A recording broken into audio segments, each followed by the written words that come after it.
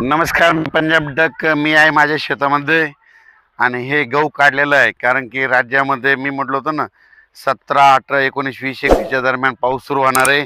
म्हणून ही माझा गहू काढला, कालच काढला आणि लगेच वाळू घातला.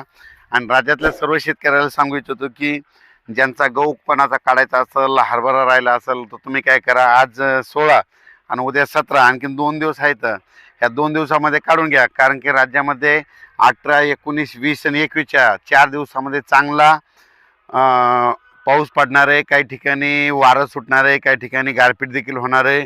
म्हणून हा अंदाज सर्वप्रथम विदर्भातल्या शेतकऱ्यांना लक्षात यायचा. म्हणजे सांगायचं झालं तर आज देखील 16 तारखेला, म्हणजे आज देखील 16 तारखेला नांदेड जिल्हा, त्याच्या यवतमाळ जिल्हा, चंद्रपूर, गडचिरोली ह्या पट्ट्यामध्ये थोडा पाऊस पडणार आहे. म्हणून हा अंदाज आज सर्व शेतकऱ्यांना लक्षात यायचा. आज देखील महाराष्ट्रामध्ये बऱ्याच ठिकाणी रात्रीच्याला चांगलं आभाळ येऊन काही ठिकाणी थोडी थोडी सुरुवात झालेली दिसणार आहे. म्हणून हा अंदाज लक्षात यायचा. उद्या 17 तारखेला आणखीन बराच पावसामध्ये वाढ होणार आहे.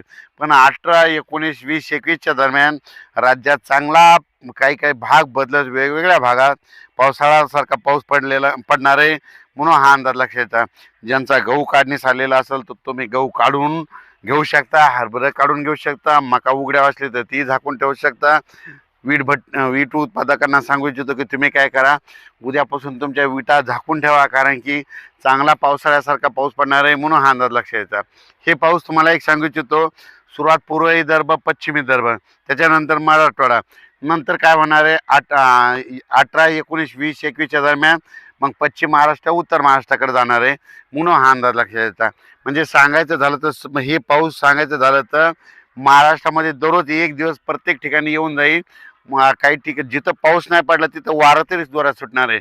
ज्यांचा गहू जर हिरवा असेल तर त्याला तुम्ही काय करा, 1-2 दिवस पाणी देण्याचं टाळा. कारण की काय होईल, हिरवा गहू असेल तर तुम्ही पाणी दिल्याच्यानंतर वारं सुटल्याच्यानंतर ते पडू शकतं. म्हणून हे अंदाज लक्षात यायचा. त्याच्यानंतर सांगायचं झालं तर हे वातावरण चांगलं 21 मार्चपर्यंत असंच राहणार आहे. म्हणून हे लक्षात यायचं. म्हणजे काल देखील तुम्ही बघा, नायगाव, बिलोली, नांदेड जिल्ह्यामध्ये धर्माबाद, तेलंगणाकडं, आदिलाबादकडं बऱ्याच ठिकाणी पाऊस देखील झाला, गारपीट देखील झालं. मी म्हटलं तर थोडी थोडी सुरुवात होईल, पण खरा पाऊस चांगला मात्र 17, 18, 19, 20च्या दरम्यान येणार आहे. म्हणून हे अंदाज लक्षात येतं.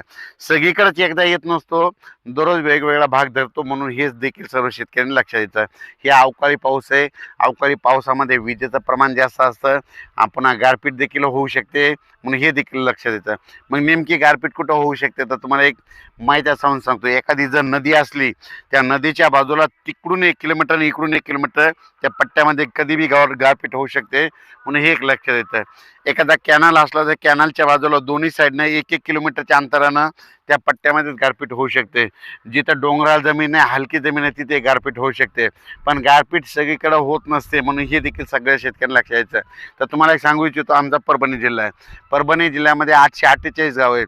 तर परभणी जिल्ह्यात देखील गारपीट होईल. 2-4 ठिकाणीच होईल, सगळीकडे होणार नाहीत. मग ते कुठं होऊ शकते, ज्या ठिकाणी खरपणाची जमीन आहे, हलकी जमीन आहे. मग कोणत्या एरियात होऊ शकते तुम्हाला एक सांगू इच्छितो. परभणी जिल्ह्यातला पालम, लोहा, कंधार ह्या साईडचा, पालम लोहाच्या ज्या साईडनं परभणी जिल्हा आहे त्या डोंगराळ भागामध्ये तिकडे गारपीट होऊ शकते. इकडं जिंतूर तालुक्यामध्ये एक डोंगराळ भाग आहे, तिकडे एक होऊ शकते. म्हणजे परभणी जिल्ह्यात 848 गावापैकी फक्त 5-6 गावालाच होते, सगळीकडे होत नाही. म्हणून हे देखील सर्व शेतकऱ्यांनी लक्षात घ्यायचं. माझी